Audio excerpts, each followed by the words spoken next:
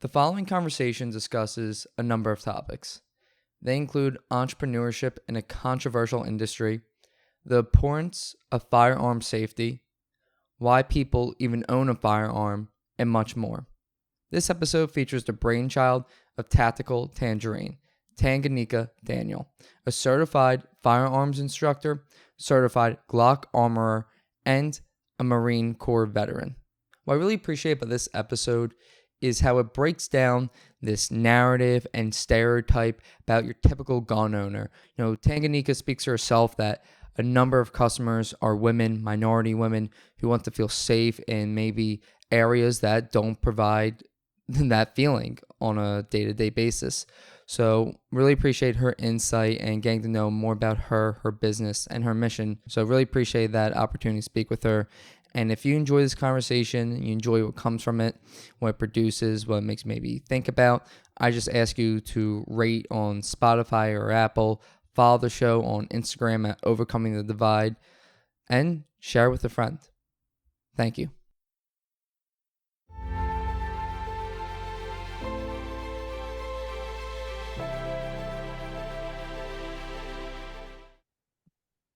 Welcome to the show, Tangi. Pleasure to have you here today, and I really appreciate your time. Thank you for having me. I appreciate you as well. Of course. So, with having you be on the show now, and this topic is one that I don't think we've Mhm. really dived in before for listeners tuning in. But to provide more insight into your background, I would like to just start off by asking what really got you into this business of self defense and firearms instruction? Excellent question. So, as your viewers know, I am, or you may or may not know, but I am a certified firearms instructor. I'm a certified Glock armorer, and I'm a Marine Corps veteran who did 2 tours in Iraq.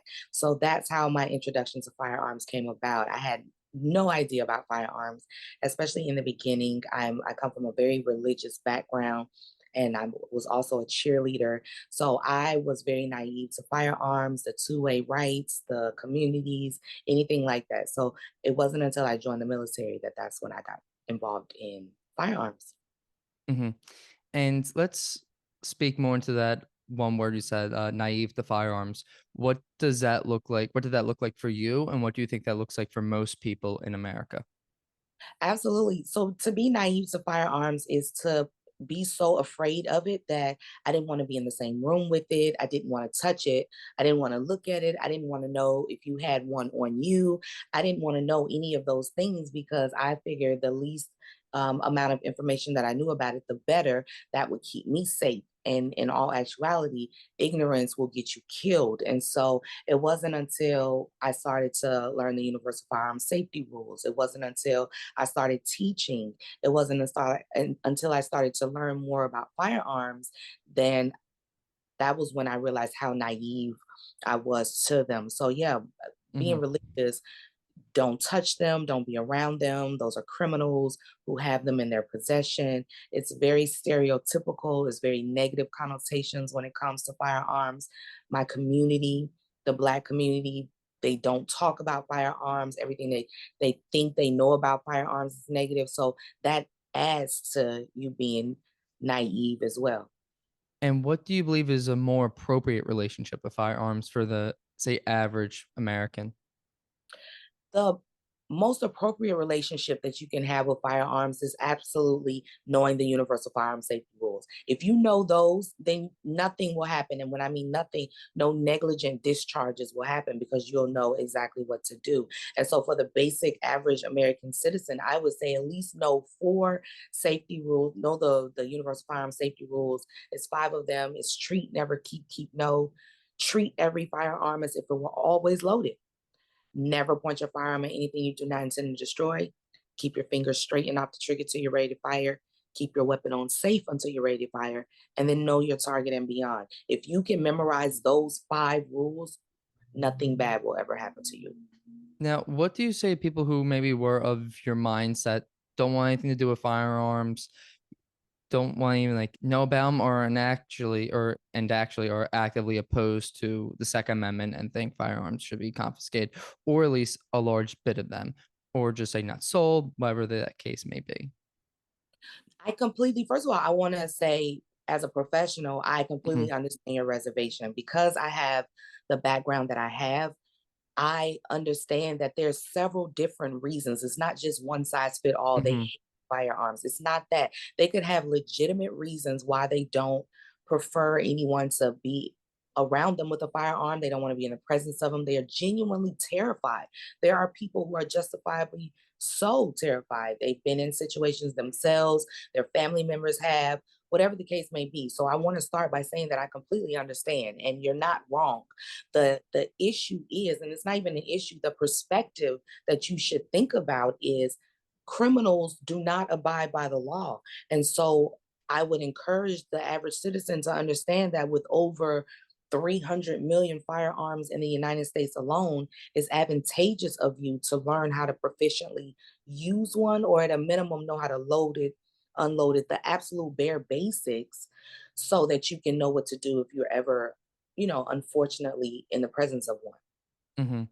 And you mentioned that you received your exposure to firearms mainly through military experience.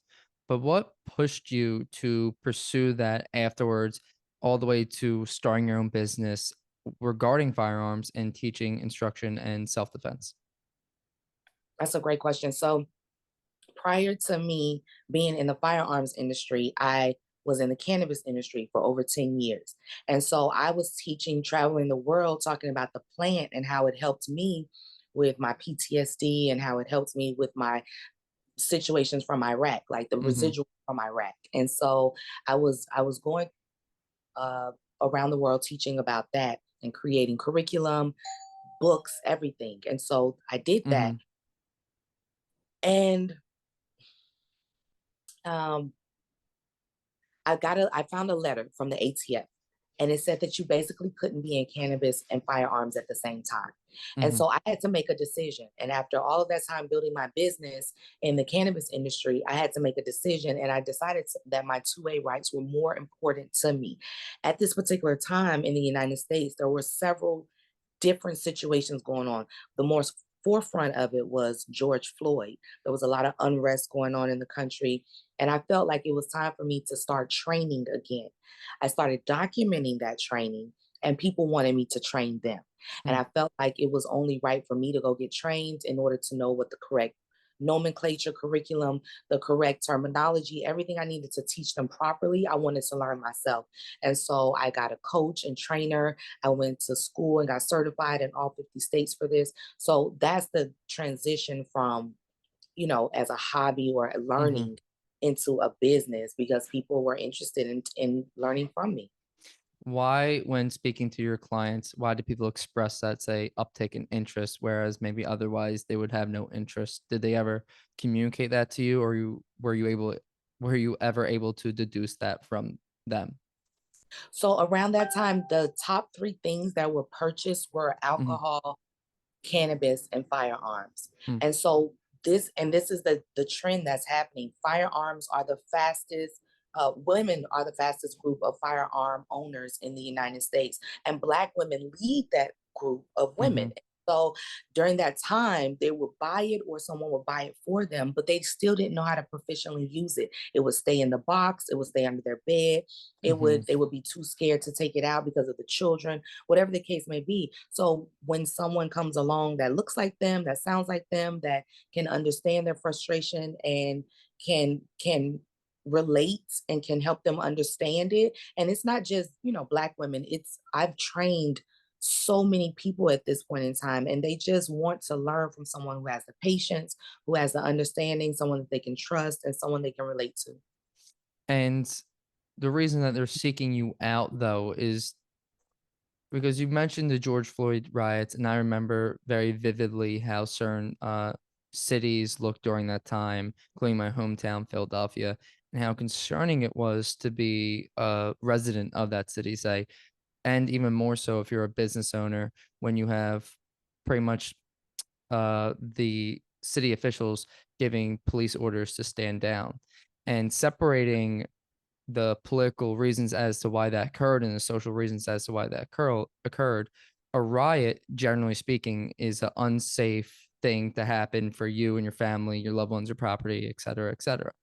So I guess what I'm hinting at, I'll just be direct here. Like, was that expressed to you? Because gun ownership, as you point to correctly, that has spiked around that time. But I always think it's interesting as like how it's not talked about to the extent as to why and why that occurred.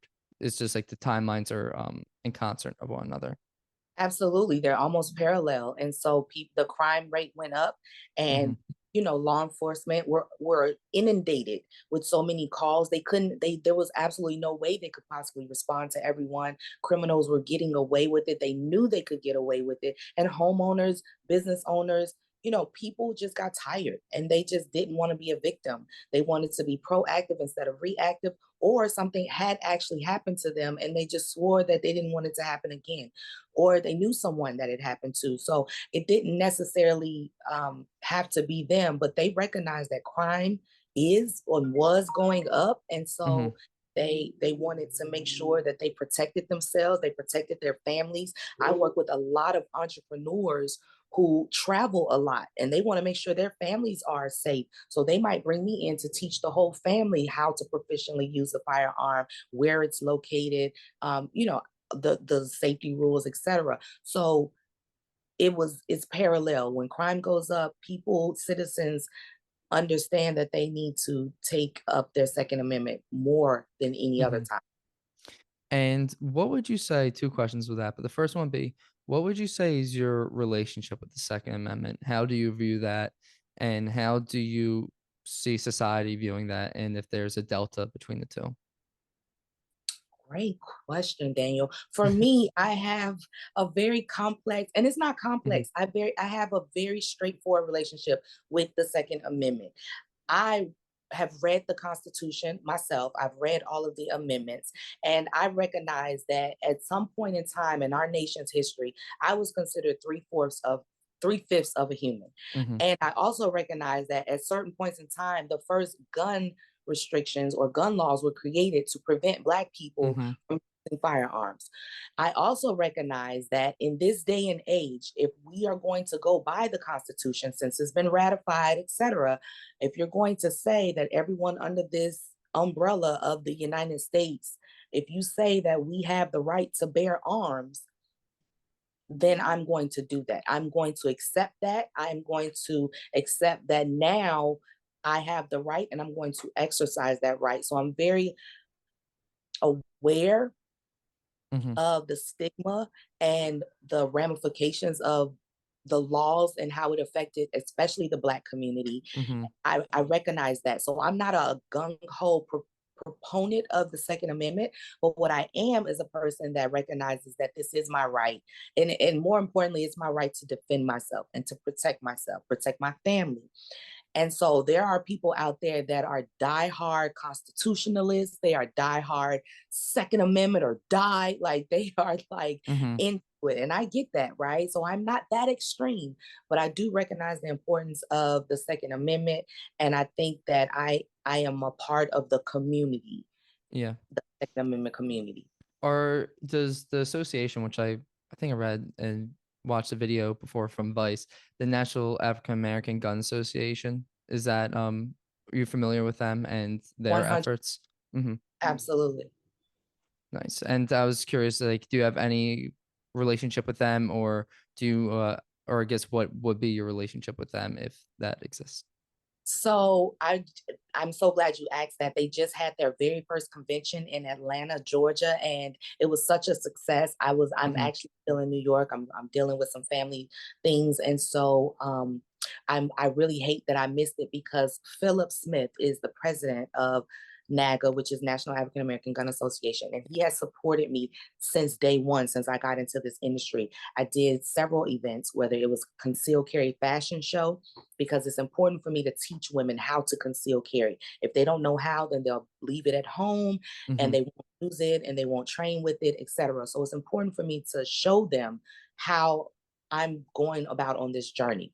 So I started documenting that. I ended up doing an event, the Concealed Carry Fashion Show, and Philip was my keynote speaker.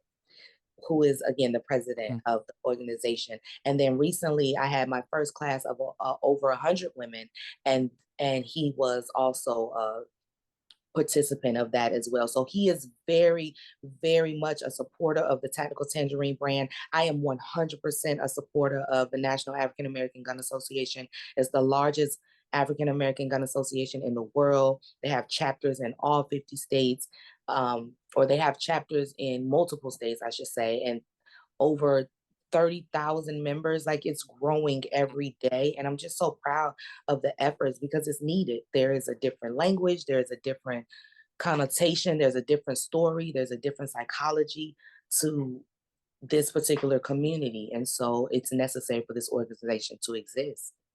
Sure. And in that same vein, what do you believe is the biggest misconception about gun owners or your typical gun owner? That's, I guess, more directed to what you were just mentioning. What do you believe is that kind of stereotypical gun owner, and what is that kind of gun owner in reality?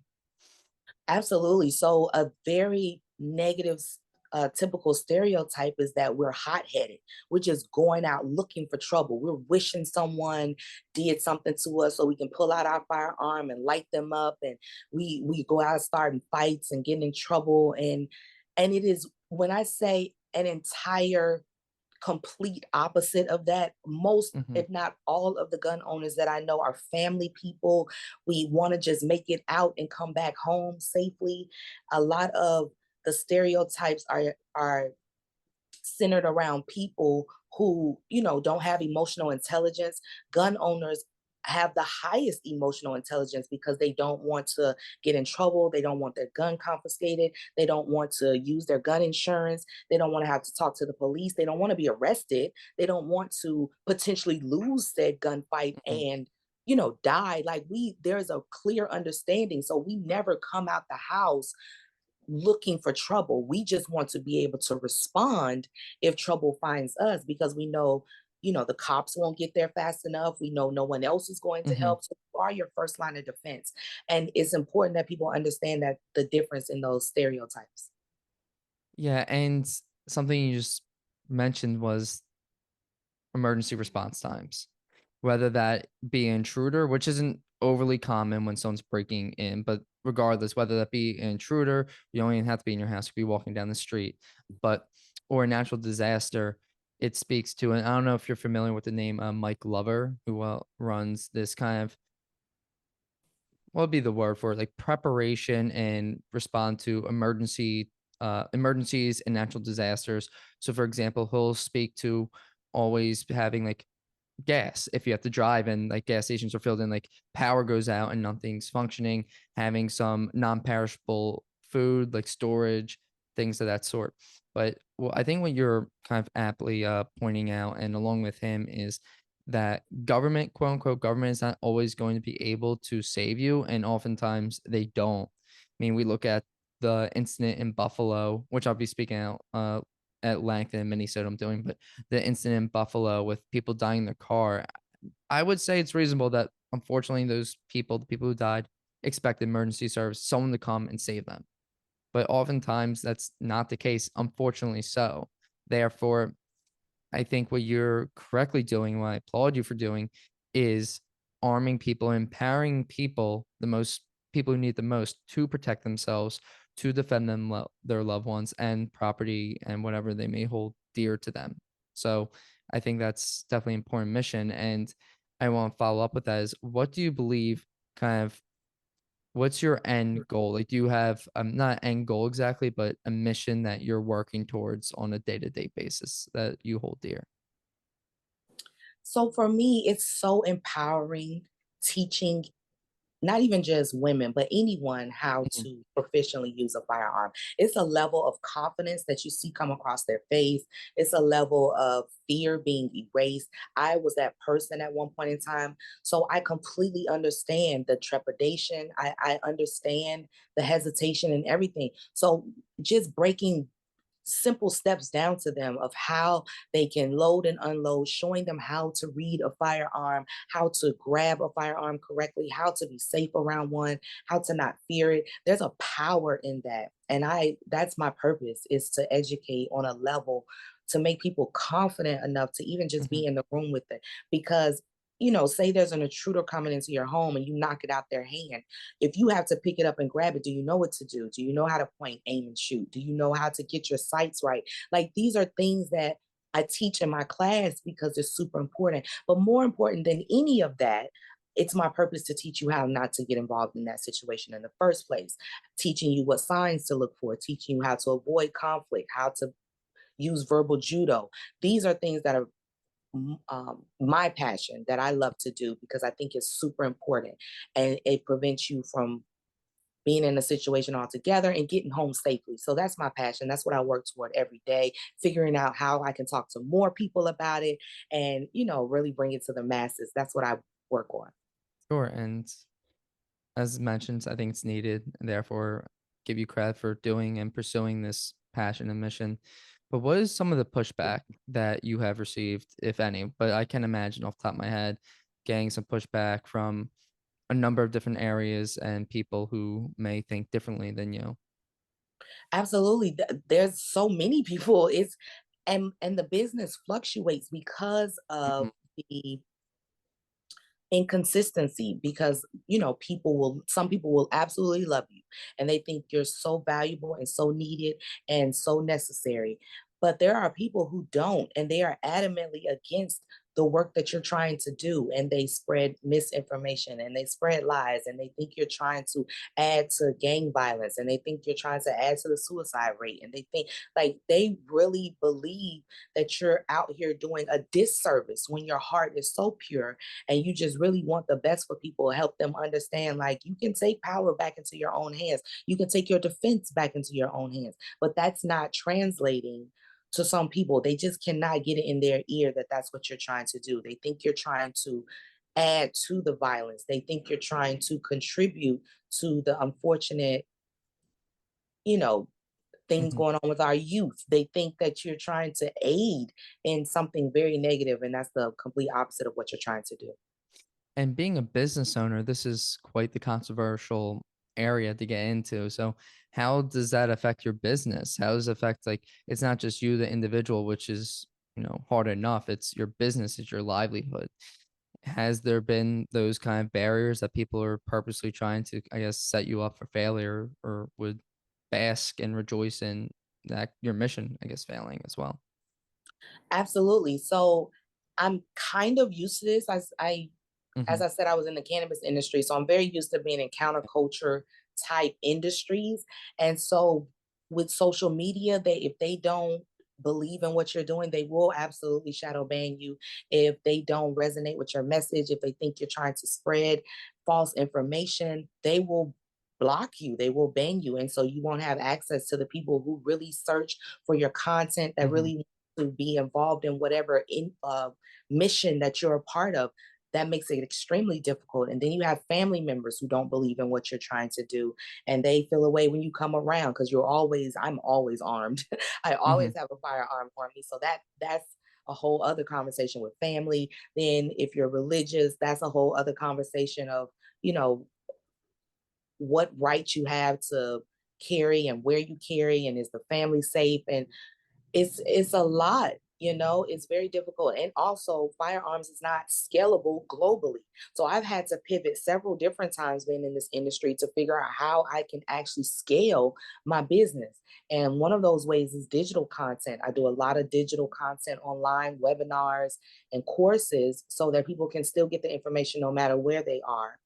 And then I do digital firearm as well, so that it's not actual ammunition, or it's not an actual firearm, but you're getting the same fundamentals that you would if you were going to the range, minus the loud noise, minus the Hmm. ammo prices, minus, a lot of the anxiety that you would feel there. And you said pivoting when trying to scale this globally and when trying to reach that wider audience and maybe even resonate with that wider audience because the digital forum and medium of communication can come without that anxiety of being in the range and shooting the firearm yourself. But you've also touch on like self-defense as well. Is that something that you're looking to scale into globally as well and is more, I guess, less friction in doing that too when it just or is mhm, That's a great question. So I think self-defense is evergreen. It's mhm, content that can be everywhere because people need to know what mhm, signs to look for no matter what country you're in. There's, bad guys everywhere. And so it's important to talk about self-defense on a global level and a more broad level and not just focus directly on firearms. So that is one of the pivots that I've done is just focus on self-defense and focus on maybe nomenclature or the names of things so people can understand terminology better and so they can ask the best questions when they do get in class and around a firearm. So all the things that I've been doing lately have been more educational than actual hands-on. mhm.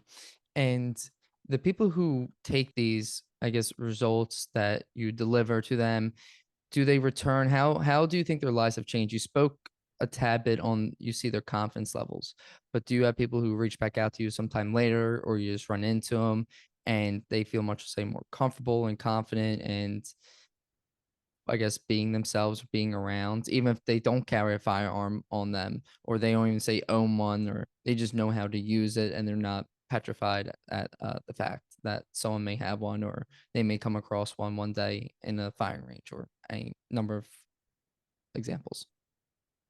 Yes, a lot. First of all, I have all five-star reviews on my page Mhm, because people really value the content that I bring. I make sure I pour into my students. I make sure that they know and that they leave without any question left unanswered. And so I've had students come back and say, I'm so grateful that I was able to take your class or classes. And now I own my first firearm. I train with it at least twice a month. And this is a big jump from someone who had it underneath their bed or didn't have one at all. Most of my students don't have any firearm at all. And so when they come to me, we do what is called a gun fitting where I bring firearms to them and they get to try them out at their home, and then we go to the range and actually fire them, do live fire with them, and they see which one they like, and they purchase that day. And so after their purchase, they buy storages, are able to mhm, store them in their home. So now they feel more comfortable with it being around their children. They're more comfortable with it being, in their presence because they know what to do with it. So I get so many testimonials of people who are grateful that they now have lost that fear and now they feel empowered. They can protect their families more. mhm. And pivoting back to that person I mentioned, Mike Glover, one of the things that his company is Fieldcraft Survival. I just pulled it up. Yeah, Fieldcraft Survival. And one of the exercises he'll do with people is he'll bring them out into a parking lot and run a live scenario, basically where they'll have some kind of electronic round. I'm not sure if you're familiar with this device, but pretty much sibling real experience with a real gun. And they'll be with, say, their partner or a person that they're related to in the scenario. And then an aggressive person will walk up to them.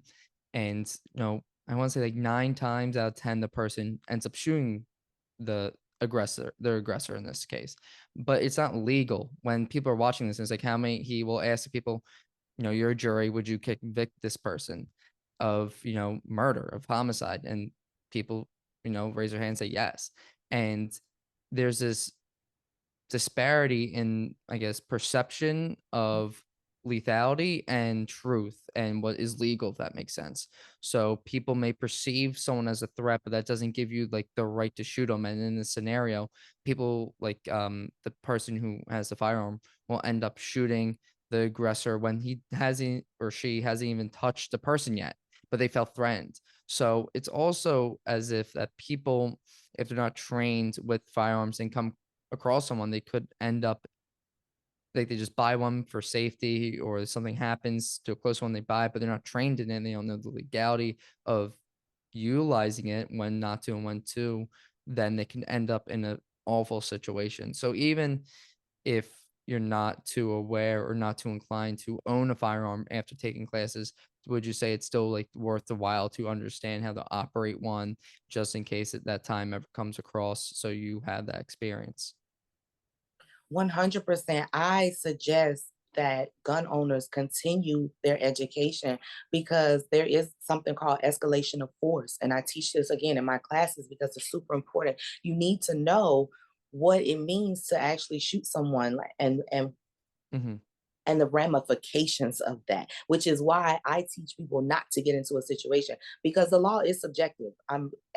You're going to have 12 different people decide your fate, and you don't know if those people are anti gun. You don't know if they're super religious. You don't know if they've lost a loved one to gun violence. You don't know what has happened in their lives to skew their bias. And so it's super important that you don't even get into a situation at all because you don't know what the outcome can be. And you could be 100% right. But if 12 people decide Mhm. that you weren't, or they feel that you weren't, or they have some type of bias, then you can be found guilty and your life is changed forever. And so I think it's so important for people to still get their carry permit, even if they're in a constitutional carry state or permitless carry state.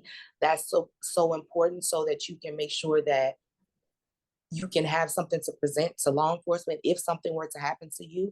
If you have a gun on you, it's not 100% legal. What it is it allows you in constitutional carry states, and if you have a permit on you, to carry something that would otherwise be illegal if you didn't have it.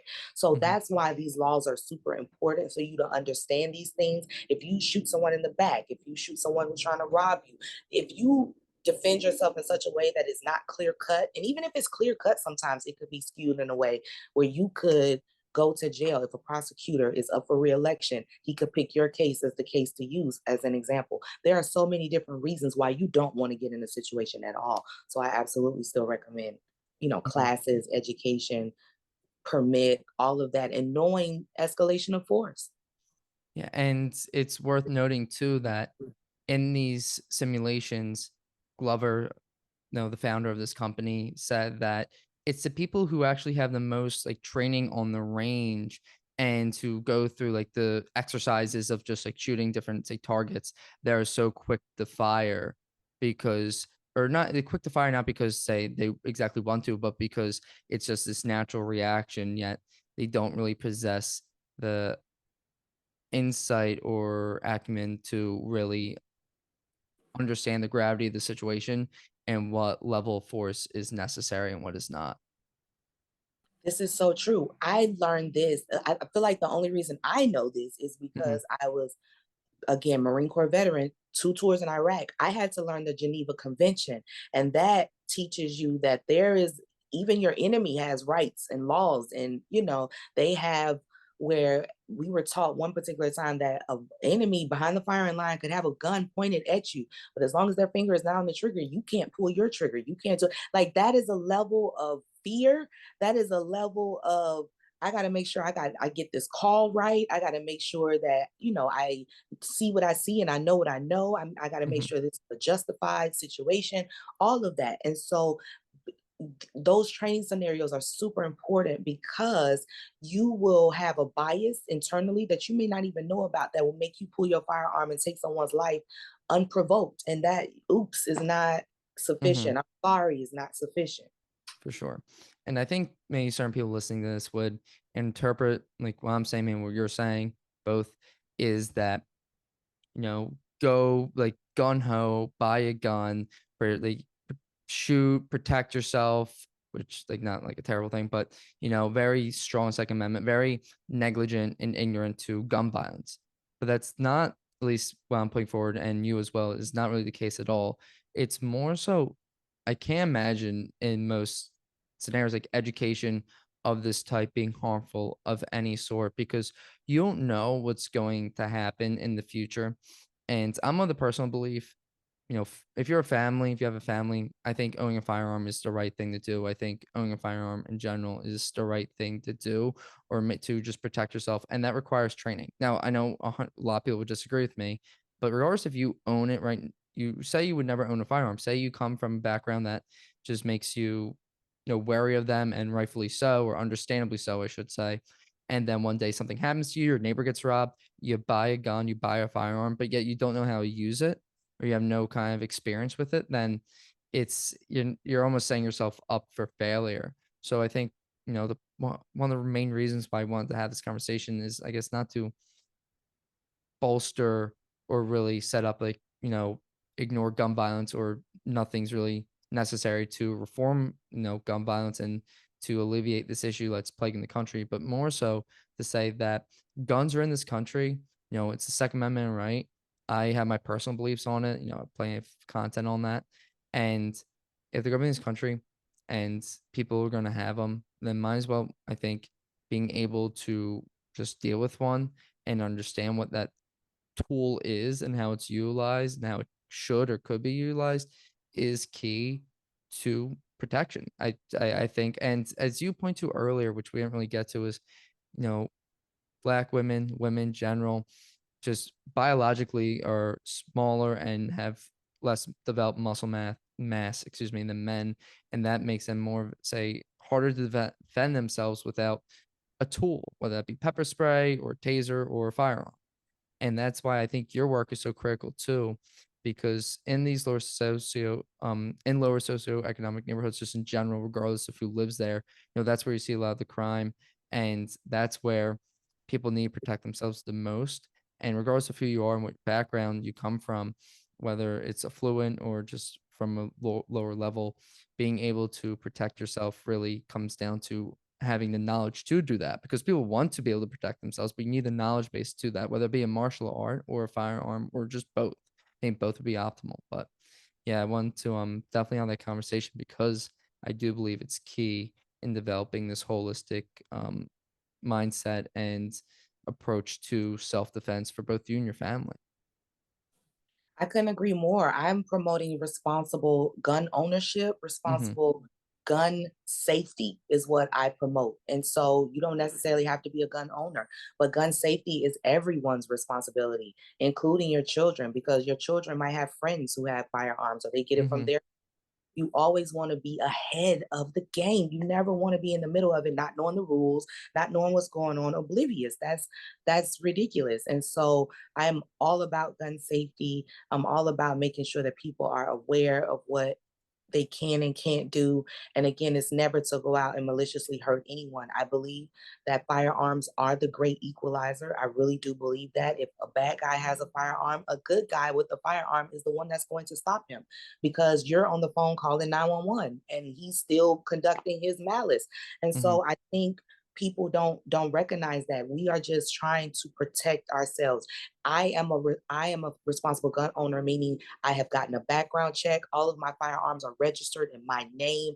I know where they are. I know the serial numbers. Everything is documented. All of that has been done. It's the criminals who are not doing the background checks. They are not getting these and acquiring these firearms legally. And so they won't. That's why they're criminals. They're breaking the law. They're committing crimes. And so we just want to tell people that you can be proactive again instead of being reactive. Yeah, and something that again that came up earlier was the George Floyd riots, and separating the political underpinnings and social underpinnings as to why all that occurred. Like the police, as we discussed, like they didn't do too much in my opinion, and maybe understandably so because of what could have clashed happened with the loss of human life. But we're putting that again to the side. Like they didn't do too much to stop the damage that was that was happening to people and to businesses, small businesses especially. That's awful to see. Invest your entire life into something just to see it be, a mazel tov or just destruction to of any sort. For that to happen, it's awful. And you even had in Seattle, it was Chaz, was it called? Where it's like this autonomous zone. Yeah, this autonomous zone. And imagine being a resident there. There were reportings of rapings, of robberies, of people being like held at robbery at gunpoint. Not to say that'd be the best time to like do something if you were to have a firearm, but anyway, it's pointing out that I think in society, and I'm guilty of this as anyone else is, but we rely on this very like thin fabric of civility, and within the drop of a hat, like, that's gone. Like, the power went like, we had a bad storm. I'm in Arlington, Virginia. We lost power for a full day. And I just thought to my and I couldn't get gas. Like, it was the whole area. I'm like, what would happen if that was a week? That was a month. It's not that unrealistic. Like, you have like these radical extreme climate disasters occurring. I think civility is held up by certain pillars like electricity, access to clean food and water. And without that, what happens? I don't know. Like, I'm starting to take measures myself to kind of ensure like I wouldn't be, I guess, the first, like, oh God, I don't even have water on me type thing. But still, it's to the point of being prepared. It's not like ready to execute at any notice. It's being prepared to protect yourself, to protect your loved ones. No, I will never forget, and I will never Mm-hmm. let people live down how they acted about toilet paper during Mm-hmm. COVID. I will Yeah. never let Mm-hmm. them get it. And so if they acted like that and you saw the Yeah. supermarkets were bare, you saw people were not handling things well. They were literally melting and breaking Mm-hmm. down in front of your face. And so just imagine if you get cities like that and then towns and then states and it spreads and people are coming in your house to get what you have if they can't find it themselves. And so it's on you to protect your family. And people think, we're trying to be we're exaggerating when we talk about this, and we're not. Like that was like Yeah. scale one of what could potentially happen, and you Mm-hmm. ran out of gas. People couldn't come get you. The law enforcement that were inundated, and so they couldn't respond to everything. So they picked what was important to Mm-hmm. them to respond to. Like when you start to have stuff like that, you start to understand that you really don't have anyone that you can depend on. Mm-hmm. No, that's such a great but unfortunate point. Like, it's really you that's going to protect you and your family, and save me vice versa, with your family protecting you. But yeah, it's a scary scenario. And I think I made this argument pre-COVID to a friend about why I believe the Second Amendment is important, why firearms owning one is also important. And I discussed like an event where something happens when the government can't respond, the electric grid goes out. And this is say 2018, 2019. My friend's like, yeah, I can't really see that happening. 2 years later, a year later, COVID happens, world shuts down. As you said, that was like scale one. That was like panic buying for maybe a moment. And people were like, this is more of a meme than anything serious. Like, everything's gonna be okay. But still, for that moment, it wasn't so sure. It was kind of Mhm. unclear and precarious situation. So what if there was, God forbid, a virus, a strain that was like 15%, 10%, 5% mortality rate, and how that affects supply chain and getting supplies to different ports and people and markets? That's terrifying, and it's realistic. It's not crazy out there. And it's something that I don't think people have to deal with, including myself, including most people, they have to deal with on a day-to-day basis, like contend with mentally, because there's certain things, certain pillars that are holding up society and civility. So it's like a blanket under, kind of protect, like a thin sheet protecting you from a storm that could easily happen at a moment's notice. This is so true. And I believe that we are approaching an age where it's not even just electricity that we have to worry about. We have to worry about digital warfare. We have to worry Hmm. about biological warfare. Like we have to really start paying attention to everything, things in our food, the way we eat. I teach about a tactical lifestyle for a reason because it's you have to be mindful of everything that you do, what you put in your body, what you put on your body, what you Hmm. train, how you train, where you train, what you train with.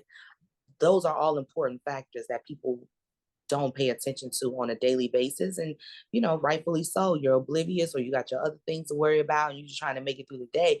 But that is looking down the road saying, I don't want to be in that situation again where I am ill prepared for a disaster to come to my city or my town. I want to put some dry food up. I want to put some uh safety kits up. I want to put some trauma kits up where, if anything were to happen, I could stop the bleed. I could Hmm.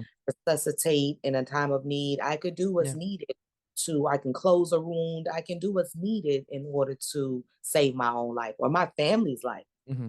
Yeah, and I guess the point this got to the third time now, that guy Glover mentioned that and the national response time for, say, an ambulance or just emergency response time is 12 minutes. But if you get in a car accident and you're bleeding out, a tourniquet is the only thing that could really be dependable to save your life in your first, you having that in your vehicle, but also your knowledge to use it, which isn't like terribly difficult. But still, it's after you mentioned that, that was the episode he did with Chris Williamson on Modern Wisdom, another podcast. But yeah, I order. I'm like, that's a fantastic point. It's inexpensive. It doesn't take too much, information or length to understand how it works, and it could be life saving. But since I don't have to, and since most people, including myself, don't have to contend with that on a daily basis, you just put it to the back burner until it's like the most important thing in the world, and that's all you ever needed, really. And then it's too late. So again, Hmm. you rather have it and not need it than need it and not have it. And that's so true. It's for everything when it comes to, and I teach non-lethal weapon Hmm. options as well, but it's most important to know how to clean a wound, do a Hmm. tourniquet, how to CPR, all of those things are super important. How to carry mace or a taser, stun gun, Hmm. something in order to protect yourself. I sell tactical pins on my Amazon store where it breaks glass. So if you Hmm. get into a car Yeah. accident, you're in a lake somewhere, you can't even get out your car. It Hmm. breaks glass, it cuts seat belts, it helps in so many ways. It has a flashlight on it so you can shine the light in your intruder's face. There are so many other tools out there. It's not just firearms, but again, safety. Like you just have to think safety. You have to be aware of your surroundings, your peripheral vision. Can you see? Do you know where all your exits are? Do you know where to store your dry food so it doesn't get. Hmm. It's just so many things. It's so many Yeah. things you think about that people just don't even think about, and it's all I think No, about. and it's not to overwhelm, but more just start somewhere. Like I just ordered like a tourniquet, and then I watched a video on how to operate that. I'm like, oh, that's one step. Now I'm gonna go like find a better blanket for my car just in case end up like, so it's just like simple things, and I'm Mhm. probably nowhere near where I need to be, but it's just simple steps, and you just build up and you build that knowledge base and you build that preparation. But I guess to wrap things up, I do want to ask you one last question, Tangi, which is over the course of your endeavors of your military career and now, your civilian life, post-military business, what is one thing, one piece of information that you have learned being an entrepreneur, being this gun owner, say, trainer, personal trainer, and just person? What is one thing that you have learned that you like to, I guess, share, and a piece of advice that you think could be advantageous to someone who may come from just a totally different background or have no insight into what maybe you have experienced? Great question. I think that over the years, I've recognized how resilient I am when it comes to so many different obstacles. Being in a male dominated industry, most of all of them have been male dominated, especially the military. And I just remember being in Iraq at one point in time. I was like, how did I get here? What happened? And making it back when so many people didn't. And overcoming obstacle after obstacle to still stand here and be articulate, to still be of sound mind, to still be, you know, eager for life, that type of thing. I think that's a real good place in my life. And so that's what I've learned about myself. And so advice for others is like just I thought that was so brilliant what you said. Just start somewhere. I became curious. I started with a Google search, and I have learned more over the past 3 years than I have known my entire life. So it's everyone starts from somewhere. I didn't just wake up knowing about firearms. I didn't wake up knowing about safety. I remember at one point in time being very oblivious to my surroundings as well. But after this conversation, there's absolutely no excuse for you to not dig deeper and learn more about how you can protect yourself and others. And so I think it's just starting, and I think it's being patient with yourself and recognizing there's a lot that we don't know and there's a lot that we can learn, but just going forward and putting forth the effort, it's 100% worth it. For sure. Well, thank you for your time today, Tangi. I had a lovely time, lovely conversation, and I'm sure my audience did listening as well. So thank you again. Thank you for having me. Of course.